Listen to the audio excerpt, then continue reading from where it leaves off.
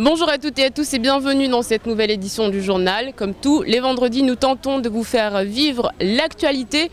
Normalement, si les conditions étaient requises, nous serions à la CAPAM, mais vous allez le voir, eh bien, il y a du rififi du côté de la Chambre. Nous sommes donc tout simplement au cœur du 5-5, grand lieu de décision pour les politiques, pour les agriculteurs et pour les pêcheurs. Je suis avec Dominique Marot, bonjour. Bonjour. À vos côtés, Régis Maceo. Bonjour. Et Pierre Bobet, bonjour. Qui représente donc l'aquaculture, la pêche et la coopérative des pêches. Nous parlerons de l'actualité et donc de ce blocage au niveau de la CAPAM. Ce sera juste après les titres de la journée.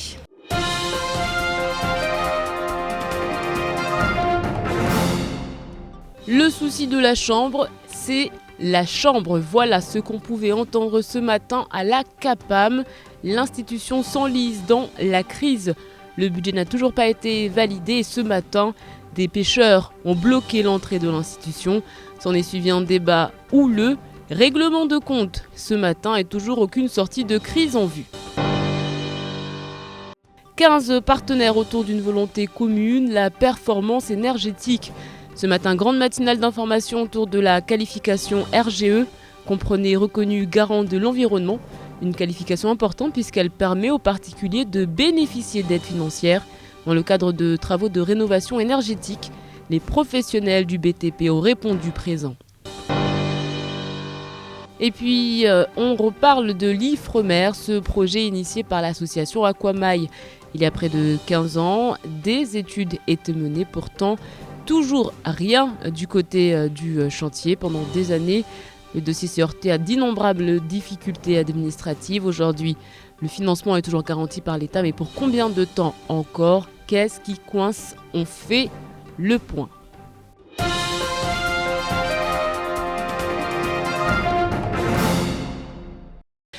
Y a-t-il un président à la CAPAM? Mouslim Payet va-t-il pouvoir tenir la présidence de la Chambre dans ces conditions? Ce matin, une nouvelle session devait avoir lieu. Problème, une session qui ne s'est pas déroulée dans les règles. C'est en tout cas ce qu'indiquent les pêcheurs. Alors, le conflit entre les pêcheurs et les agriculteurs prend aujourd'hui une toute nouvelle dimension. Règlement de compte à la CAPAM ce matin. Les images sont signées Abbas Alidi.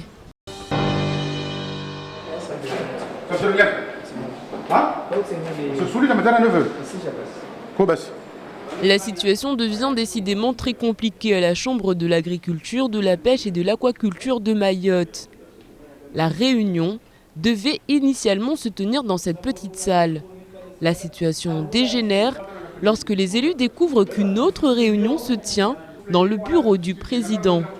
Aussitôt, tous se dirigent vers la petite pièce.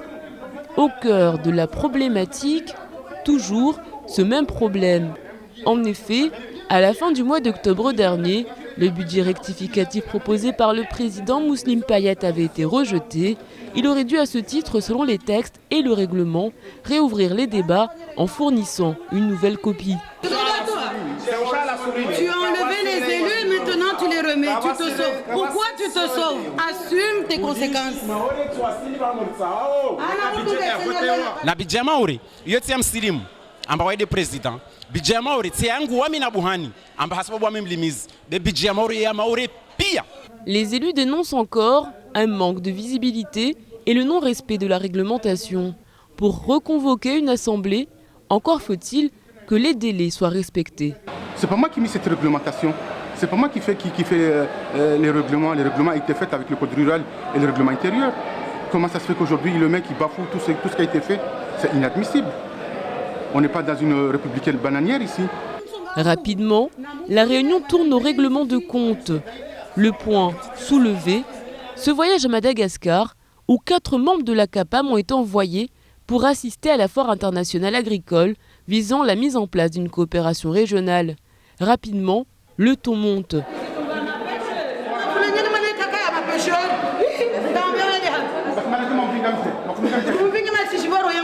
Ah, le souci de la Chambre, c'est la Chambre. Le souci de la Chambre, c'est la Chambre. Aujourd'hui, c'est la présidence qui est le souci, c'est pas la Chambre. Un courrier de protestation a une nouvelle fois été envoyé à la préfecture. L'autorité de tutelle, l'État et en l'occurrence la DAF apparaît toutefois bien muet depuis des mois. regardant la dégradation de la situation sans réagir. La colère gronde, la CAPAM s'enfonce, jour après jour, et cela fait maintenant près de 2 ans que ça dure. Dans l'actualité également, Aquamai qui obtient le renouvellement du financement de l'Ifremer. Le projet dure depuis 10 ans. Pourtant, aujourd'hui encore, on n'a pas encore vu le début des travaux. Alors, qu'est-ce qui coince exactement? Élément de réponse avec Camille Leca. 14 ans d'attente, 14 ans de rebondissement et toujours rien. En l'an 2000, l'Association pour le développement de l'aquaculture à Mayotte, Aquamai, lance une idée pour le développement de la recherche marine de l'île, celle de la création d'un centre Ifremer. En 2004, un permis de construire est même accordé sur un terrain à Iloni. La réalisation, s'élevant à 5,5 millions d'euros, est aussi financée. 3 ans plus tard, le projet Ifremer est même soutenu par le gouvernement Sarkozy qui débloque une enveloppe supplémentaire de 8 millions d'euros. Un financement d'État qui devait être utilisé avant 2011. Problème, le site choisi pour les travaux se situe sur une zone de mangrove protégée. Impossible donc de s'y installer. Un nouvel emplacement devrait être choisi dans le cadre du schéma d'aménagement régional. Mais là encore, rien n'est sûr, puisque ce schéma sera rédigé en 2015, en même temps que les élections cantonales. Seule bonne nouvelle aujourd'hui, l'aide d'État de 8 millions d'euros a été prolongée mercredi dernier, sous l'impulsion du président d'Aquamai, Dominique Marot. Reste à savoir si cela suffira à redonner de l'élan à ce projet, très important pour le développement économique de Mayotte. Le premier comité de pilotage du plan départemental Action pour le logement des personnes défavorisées a eu lieu ce matin à l'hémicycle Younoussa Bamana.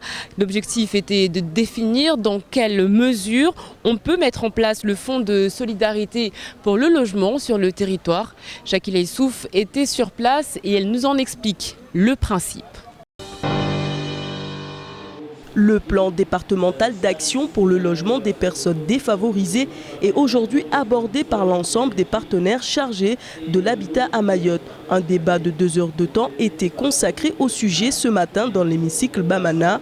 Au programme, installer le premier comité responsable du plan, informer sur le PDALPD, voir les modalités d'application du FSL et enfin programmer des ateliers qui lanceront de manière pratique le travail à faire. Pourquoi depuis 2013 jusqu'à aujourd'hui on n'a pas pu distribuer ce fonds de solidarité pour le logement? C'est tout simplement parce que ce fonds est co-géré. Il y a d'abord une obligation d'avoir cette instance-là qu'on vient d'installer, c'est-à-dire le PDALPD, parce que c'est ce PDALPD qui va donner son avis préalable à un règlement intérieur rédigé par le Conseil général qui est chargé de la mise en œuvre du quoi. Donc pour pouvoir mettre ce PDALPD, le copil en place, il a fallu que les 2 partenaires puissent être présents concomitamment. C'est la raison pour laquelle on a essayé d'organiser ça dans le cadre des agendas des uns et des autres pour pouvoir le faire que cette année. Le FSL est un fonds ponctuel qui apportera des aides pour le maintien du logement. 34 000 ménages sont éligibles à cette aide, régie par l'article 1 premier de la loi du 31 mai 1990 relative à la mise en œuvre du droit au logement. Elle s'inscrit dans un dispositif de lutte contre le logement indigne et l'habitat générant de la précarité énergétique. L'enjeu, disons, de la réunion d'aujourd'hui, c'était d'installer le plan départemental d'action sur le logement des personnes défavorisées, de construire la structure de travail qui va permettre d'élaborer de façon très opérationnelle un plan d'action selon un certain nombre de thématiques au travers de groupes de travail que l'on a constitués aujourd'hui, donc 4 groupes de travail qui vont se réunir, disons, dans les 6-8 mois à venir, et on se donne rendez-vous dans 6-8 mois environ pour constater le contenu de ce plan d'action qui aura vocation à définir les actions conduites par le Conseil général et par l'État dans les 3 ans. Dès 2015, les familles pourront bénéficier du FSL sous le contrôle du Conseil général. Le dispositif a pour objectif de favoriser le développement social du département en prenant en compte la situation financière des familles mahoraises. Les entreprises du BTP peuvent-elles construire de manière beaucoup plus écologique en respectant l'environnement? C'est en tout cas ce que souhaite le monde économique. Ce matin, la matinale s'est tenue toute la journée à la CCI. Elle s'est terminée avec la signature d'une charte. Camille Leca. RGE. Ce sigle ne vous dit probablement rien, mais il a pourtant toute son importance. Afin de bénéficier d'aides financières pour vos travaux de rénovation énergétique, il vous faudra désormais passer par une entreprise qualifiée RGE, reconnue garant de l'environnement. Alors pour mieux informer les professionnels locaux du bâtiment, l'ADEME a organisé une matinale d'information. Une charte RGE a même été signée pour les accompagner dans l'obtention de cette qualification. Pour aider les entreprises de Mayotte à obtenir cette qualification, donc il y a tout ce dispositif multipartenarial, l'objet de cette charte aujourd'hui signée, pour les accompagner à travers des dispositifs de formation. Donc des premières formations seront proposées en fin d'année, l'année prochaine également, de l'animation et de l'aide à monter justement ce référentiel pour être reconnu vraiment RGE. Cette charte engage de nombreux acteurs locaux comme EDM, la Chambre des métiers et de l'artisanat, la Chambre de commerce et d'industrie ou encore le Conseil général. Mais elle engage aussi l'État puisqu'elle a été signée par le préfet Seymour Morsi. Les engagements devront être tenus jusqu'à fin 2016 et devraient permettre d'améliorer le bilan énergétique du département, mais pas que. Pour l'environnement, pour le particulier par rapport à leur porte-monnaie, pour les entreprises parce qu'il peut y avoir de la création, il va y avoir de la création de marchés, l'isolation de toitures, finalement il y en a très peu jusqu'à présent. En général on est sur des toitures simples, donc effectivement on agit au niveau financier, environnemental et social santé. L'énergie produite sur l'île au Lagon dépend encore à plus de 95% des énergies fossiles. La charte d'engagement RGE Mayotte et les efforts fournis en faveur des économies d'énergie sont donc très positifs pour notre environnement.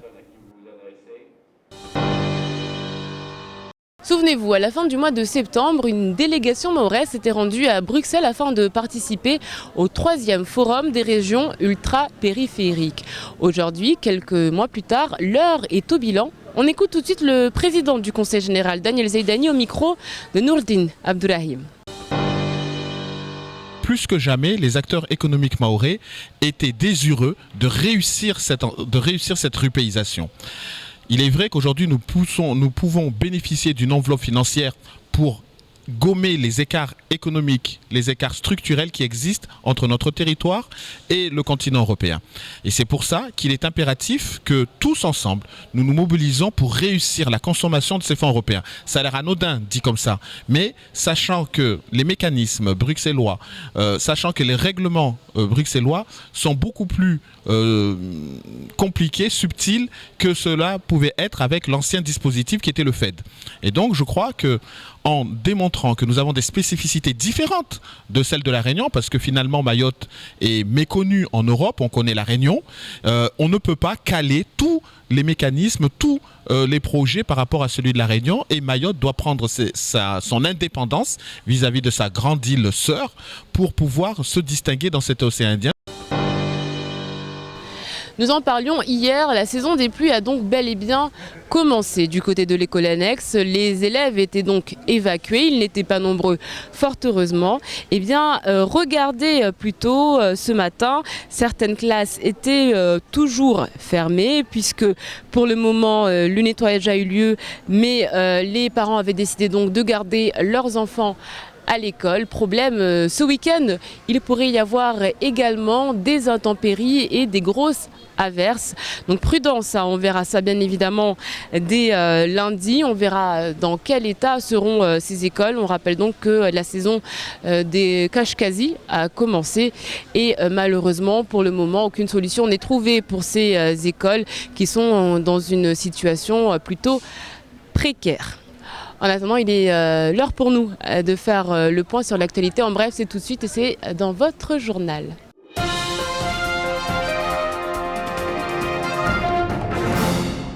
Les fortes pluies d'hier ont perturbé le trafic aéroportuaire avec une piste devenue impraticable. L'appareil de Kenya Airways a dû être rebooté vers Moroni et son retour à Mayotte n'a pas été reprogrammé jusqu'en début d'après-midi. Le vol de 12h25 de Air Austral, quant à lui, a essuyé des conditions climatiques encore plus difficiles. L'avion a alors tourné au-dessus du département pendant près de 45 minutes, attendant une fenêtre météo plus favorable. La saison des pluies démarre fort cette année. Le quartier de Mgombani a lui aussi fait les frais des précipitations, avec une rue principale immergée. Il y a quelques jours à peine, le vice-recteur et le préfet avaient invité la presse et les maires du département à découvrir les constructions modulaires adaptées du collège de Kaweni. Les élus avaient été convaincus, mais le syndicat majoritaire des enseignants du premier degré monte aujourd'hui au créneau pour dénoncer ce changement d'attitude, tout en pointant du doigt l'absence de politique concrète en faveur de l'éducation. Le syndicat invite les maires à plus d'attention quant à la fragilité des modulaires. Pour autant, les constructions en dur ne sont pas occultées. Ainsi, 1,63 million d'euros ont été affectés en subvention aux communes de Chirongi, Dzaoudi et Sada pour la rénovation de 32 salles de classe dans 2 écoles primaires et 3 maternelles. Le grand marché couvert de Mamoudzou a été baptisé lundi dernier du nom de la célèbre chatouilleuse Zaki Hamadi. Or, dès le lendemain des cérémonies, la plaque commémorative qui avait été installée avait disparu du mur. Nombreux sont alors ceux à avoir crié au vol et à l'outrage. Il ne s'agissait en aucune manière d'un larcin. Une coquille s'était glissée dans le texte gravé et le conseil général l'avait tout simplement fait retirer pour que les modifications soient apportées. La plaque devrait donc retrouver sa place dans les prochains jours.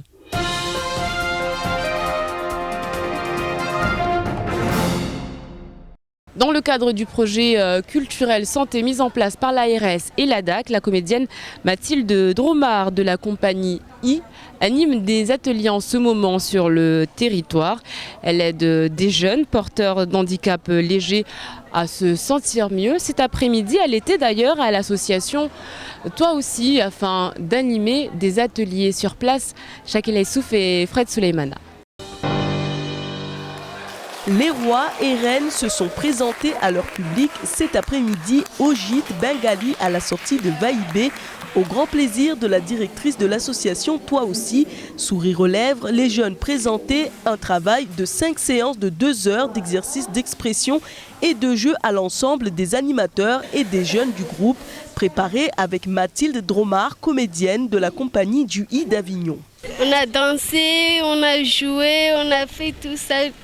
Après, on a joué tout ça. Après, hier, lundi prochain, on a fait tout ça à l'école. C'était un atelier de découverte du théâtre, du clown. Et du coup, là, on a présenté ce qu'on a fait pendant ces ateliers. Donc, ce qu'on a présenté, c'était plus autour d'exprimer des émotions différentes, des situations différentes. Et puis, des jeux qui permettent de mettre en contact visuel les uns les autres, de se mettre en valeur aussi, de se présenter devant des gens. Ce qui est déjà très chouette et beaucoup pour ces jeunes-là. Il est important que nos corps soient bien préparés pour exprimer de belles choses. C'est dans le cadre d'une action culture et santé initiée par l'ARS et la direction des affaires culturelles du Conseil général que le projet a pu voir le jour. Pour la 4e fois, Mathilde, comédienne et clown de profession, revient sur l'île pour travailler avec les associations qui s'occupent de jeunes porteurs d'handicap léger. Notre association qui est connue depuis 13 ans déjà à Mayotte et depuis 2 ans qui a eu un agrément de l'ARS pour gérer un institut médico-éducatif de 82 places et un service d'éducation spéciale et de soins à domicile de 111 places. Voilà, donc aujourd'hui vous avez vu les plus grands, ceux qui sont au CESAD Pro ou à l'IM Pro et qui ont pu bénéficier de ce dispositif Culture Santé. Voilà, donc c'est un complément et on remercie l'ARS et ce dispositif parce que c'est toujours intéressant d'avoir des plus et des choses qui viennent d'ailleurs, d'Avignon, et peut-être qu'on pourra continuer comme ça sur cette lancée avec des gens d'ici. Depuis plusieurs années maintenant, l'association Toi aussi travaille en faveur des enfants handicapés et est reconnue pour le travail qu'elle fournit. L'association est amenée à se développer et à se diversifier en matière d'animation du spectacle et de jeux qui favorisent le développement des jeunes.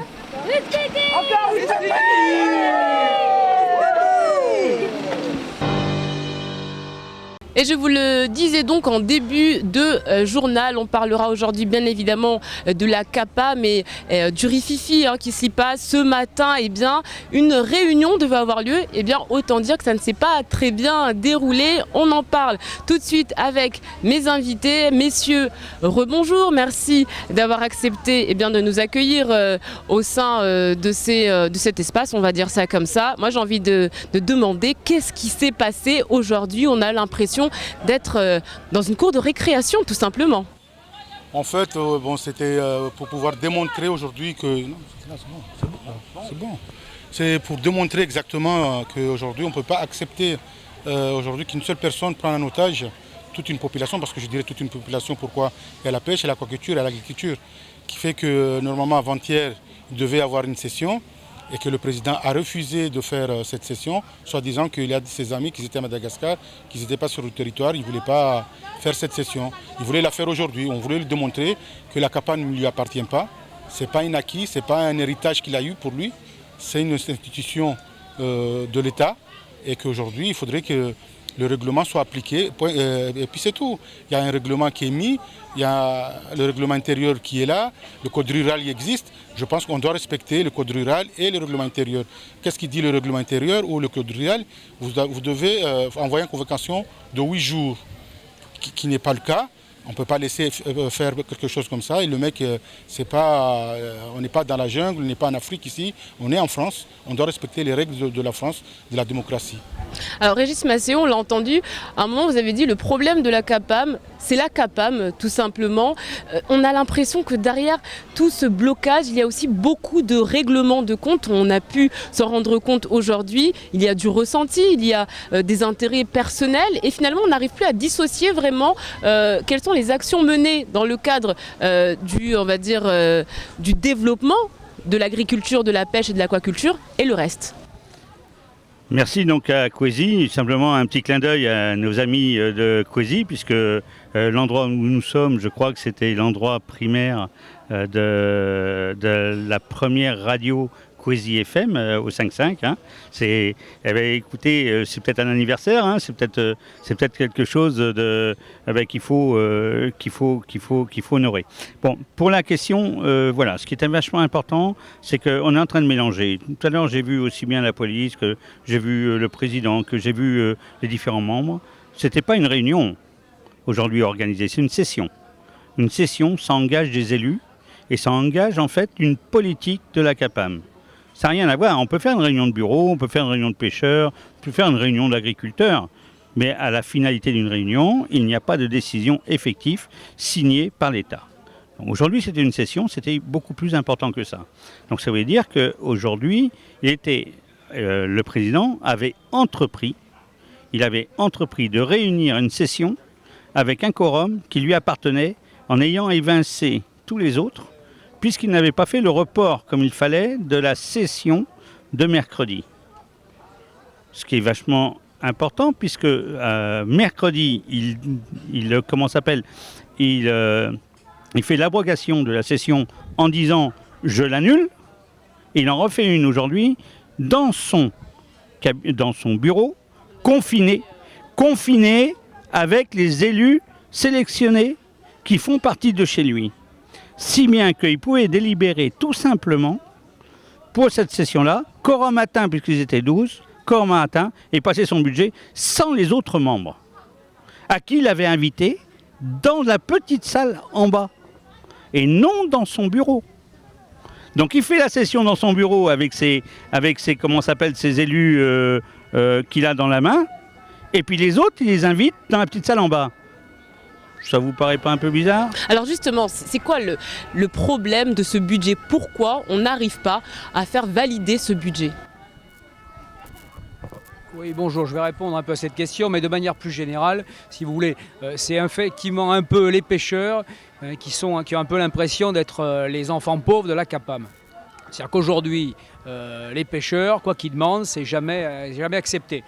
Pour une raison très simple, dans la mesure où ils sont minoritaires, on on n'a jamais gain de cause. Récemment, il y a eu des réunions, c'est les pêcheurs qui se sont regroupés pour payer le déplacement de la technicienne à Bruxelles, donc, alors qu'il y a des budgets prévus pour ça. Donc on est un peu frustrés, on est un peu les parents pauvres et on voudrait rétablir un peu d'égalité pour les pêcheurs et que les pêcheurs trouvent leur intérêt dans cette institution. Donc ça, c'est le premier point. Deuxième point, sur la forme, effectivement, c'est pas très judicieux d'annuler une réunion parce qu'il manque les petits copains et d'en refaire une 3 jours après en respectant pas les règles du règlement intérieur. Bon, tout le monde est unanime à reconnaître que c'était un peu léger la méthode. Bon voilà, donc je crois qu'il y a une chose qui est sûre, si les pêcheurs voyaient un geste en leur faveur de la part de la CAPAM, de la part des responsables de la CAPAM, eh ben, je pense que les choses évolueraient de manière positive.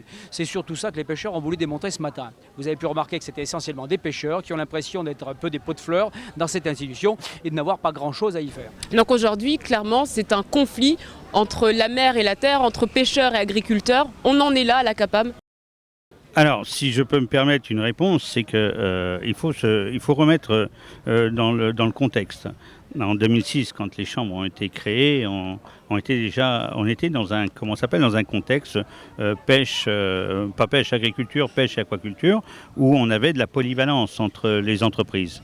On a bien vu que par rapport à des fonds européens, par rapport à des obligations aujourd'hui européennes, ça se scinde. Quand on est aujourd'hui un couveur, ou quand on est un agriculteur, on n'a plus le temps de prendre sa pirogue pour aller pêcher un poisson, même si dans le temps ça avait été ça. Ça veut dire qu'aujourd'hui, on a des intérêts et qui se dissocient. Ça veut dire qu'aujourd'hui, les entreprises de pêche deviennent des vraies entreprises de pêche et les entreprises agricoles deviennent des vraies entreprises agricoles. Et c'est vrai qu'aujourd'hui, on a des divergences puisqu'on siège, par exemple, moi pour mon cas, en tant que pêcheur et entreprise de pêche, quand on m'invite à une session et qu'on me parle des œufs de Nariana et des œufs de l'Ascam ou des œufs de tel machin, on peut y passer 1h30, je ne suis pas très concerné. Donc ça veut dire qu'aujourd'hui, on a des sociétés de pêche et aujourd'hui, nos pêcheurs sont plutôt, je dirais, investis dans un professionnalisme de la pêche et non de l'élevage. Même si dans le temps, l'élevage, on faisait un peu d'élevage, on faisait un peu de pêche, un peu d'aquaculture. Mais aujourd'hui, la vitesse de Mayotte qui fait qu'on est département européen, qu'on doit travailler des fonds, par exemple, quand on travaille un fonds européen d'aménagement d'affaires maritimes et de pêche, on ne travaille pas un OGAF, ni un FOGAF, on travaille la pêche. Donc il arrive un moment où on a une divergence, et c'est pour ça qu'on le dit, qu'il faut aujourd'hui scinder. Et c'est pour ça qu'on réclame ce comité régional de pêche maritime, parce que comme le disent les agriculteurs très justement, une vache bien gardée, c'est quand elle est chez elle. Alors aujourd'hui, donc du coup, Dominique Marot, la solution serait de dissoudre la CAPAM, qu'elle n'existe plus en tant qu'entité telle qu'on la connaît aujourd'hui, d'avoir les pêcheurs d'un côté, les agriculteurs de l'autre? Oui, moi je pense qu'aujourd'hui chacun doit être amené à conduire son bateau, et je pense que la meilleure solution c'est ça. Mais moi la meilleure solution c'est quoi aujourd'hui par rapport à tout ce problème-là?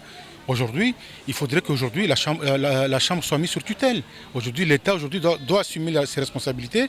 Ça fait déjà 2 ans qu'on est dans ce genre de conflit. On ne peut pas continuer comme ça. Il y a une population aujourd'hui qui nous attend aujourd'hui. Ils nous ont élus, ils attendent des résultats, et c'est pas comme ça qu'on pourra avancer les choses. Et je pense qu'à un moment donné, il faudrait que l'État aujourd'hui prenne ses responsabilités et mette la Chambre sur tutelle. Et à partir de là, c'est lui qui fera le partage de gâteaux à chacun. Mais la façon qu'on part aujourd'hui, tout part en ivry, et je ne pense pas que les choses vont avancer. Parce que je ne peux pas accepter quelqu'un qu'aujourd'hui qui est le président, qui devait être là en tant que responsable, et d'amener tout le monde dans le même chemin, mais il est là pour diviser du monde. 2 ans que ça dure, vous venez de le dire, 2 ans que la CAPAM est complètement bloquée, et on peut se poser la question, pourquoi l'État n'intervient pas? Ça, c'est pas moi de donner la réponse. Je pense que en tant que journaliste, c'est à vous d'aller demander. Est-ce que vous avez déjà... Nous, on a demandé que, moi personnellement, j'ai écrit au préfet que la Chambre doit être mise sous tutelle. C'est grave ce que je dis, c'est un mot très fort, mais si on en vient là aujourd'hui, c'est parce qu'aujourd'hui la CAPAM n'avance pas. Je suis désolé, aujourd'hui la Chambre doit être sous tutelle. Alors on est en 2014, bientôt 2015, fonds européens, Europe, métropole, aujourd'hui on voit donc une chambre qui est complètement bloquée, et donc des subventions et des fonds qui ne peuvent pas être utilisés. Alors voilà, tout à fait, c'est ce qui va en ressortir. Ce qui va ressortir aujourd'hui, c'est qu'à partir du moment qu'il n'y aura pas de vrais projets de pêche sur le Féamp, par exemple, et il va se passer qu'on n'aura pas consommé des fonds européens parce qu'il n'y aura pas eu de projet. À partir de là, il n'y aura pas de dotation nouvelle. Et comme il n'y aura pas de dotation nouvelle, il va se passer quoi? Il va se passer tout simplement une régression des fonds européens en disant tout simplement Mayotte, vous n'avez pas, consommé ce qu'on vous avait proposé pour votre développement, donc on vous les réduit. Donc ça veut dire qu'aujourd'hui, on a bien compris, aujourd'hui à la pêche, de toute façon, dans le Féamp, Mayotte n'avait pas le droit à des financements pour des armements neufs. Donc ça veut dire aujourd'hui qu'on est réduit dans ce sens-là et c'est pour ça qu'on demande d'être dérogé. Et demain, on sera réduit également dans l'infrastructure parce qu'on n'aura pas pu présenter des dossiers ou consommer des dossiers.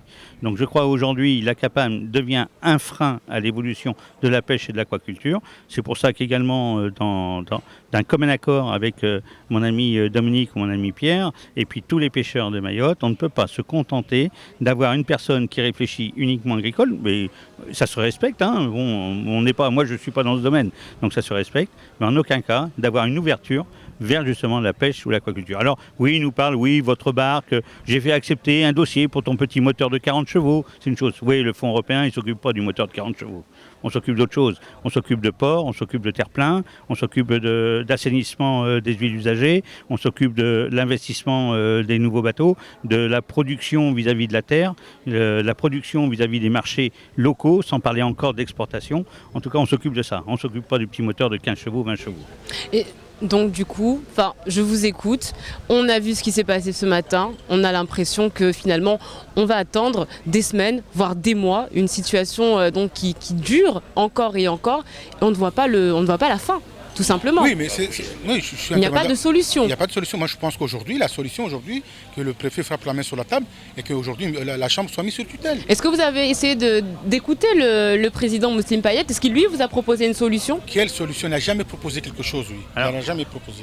Président Marot, la seule chose que je peux dire, c'est qu'il y a eu 3 réunions pour demander justement une délégation de signature. On a entendu les réponses ce matin, qui sont complètement navrantes du reste. Alors, notre vice-président et notre secrétaire général se sont entretenus, représentant la pêche, se sont entretenus avec le président, demandant une délégation de signature pour justement faire avancer la pêche aquaculture. Dans cette délégation de signature n'était pas établie délégation de budget, délégation de signature, c'était une délégation de principe pour faire avancer. Je comprends très bien qu'il a, comment s'appelle le président, un tas de charges. L'agriculture aujourd'hui avec l'Europe, c'est aussi un tas de charges. Donc la pêche, on a un vice-président qui est là pour ça. Et si le président était malheureusement déficient, ce serait notre vice-président qui aurait des signatures. Donc on a demandé une délégation de signatures pour faire en sorte qu'aujourd'hui, la pêche et l'aquaculture commencent à amorcer, je dirais, une nouvelle étape, c'est-à-dire une étape d'indépendance. Et cette étape d'indépendance, il nous l'a dit par 3 fois qu'il était d'accord. Au moment de la session, il nous dit non. Je réfléchis. Donc ça montre bien que cette personne est incapable d'assumer les décisions qu'il prend au sein d'une réunion de bureau, et même si ce n'est pas de bureau, c'est-à-dire une réunion collégiale, et qu'au dernier moment, il a peur. Et ce matin, on m'a dit, oui, vous comprenez, il ne peut pas donner délégation de signature à un opposant de sa, de sa formation. Je trouve ça regrettable. On n'est pas là à faire de la politique, on n'est pas UMPPS ou UDI, on est des professionnels, on est des pêcheurs, on est des aquaculteurs, on est des agriculteurs. On ne fait pas de la politique. Donc on l'aura bien compris. Et ce sera le mot de la fin, je pense, puisque malheureusement nous arrivons à la fin de ce journal. Ce sera le mot de la fin. Je pense que pour le mot de la fin, si on veut, si effectivement il y a plusieurs hypothèses, soit la mise sous tutelle, ou alors un renversement de stratégie de la part du président, c'est-à-dire une politique de la main tendue, un genre d'ouverture, comme ça dans beaucoup de quand cette situation se présente, ce qui n'est pas unique, un cas unique à Mayotte, c'est bien quelque chose qui doit se produire dans d'autres situations. Si on pouvait faire soit un système d'ouverture qui permet aux pêcheurs d'avoir en main leur destinée, les agriculteurs aussi, sous la houlette de la CAPAM. Je pense que de toute façon, légalement, on est obligé en 2017 d'être dans un comité des pêches. Donc, ça serait qu'une avancée dans ce sens-là. Je pense qu'on aura l'occasion d'en parler. Régis Massé, on parlera d'un autre dossier qui vous tient à cœur la semaine prochaine, puisque malheureusement, on va se quitter sur cet entretien. Merci, messieurs, d'avoir répondu à nos questions. C'est la fin de cette édition. Merci à vous de l'avoir suivi. Excellent week-end à toutes et à tous. On se retrouve lundi. N'oubliez pas, dans quelques instants, la méthode Ornella Perrine, suivie du journal en maoré et du temps de parole. Ce week-end, il y aura donc Amina Ritsi avec les rendez-vous d'infos à 19h. Kwahiri.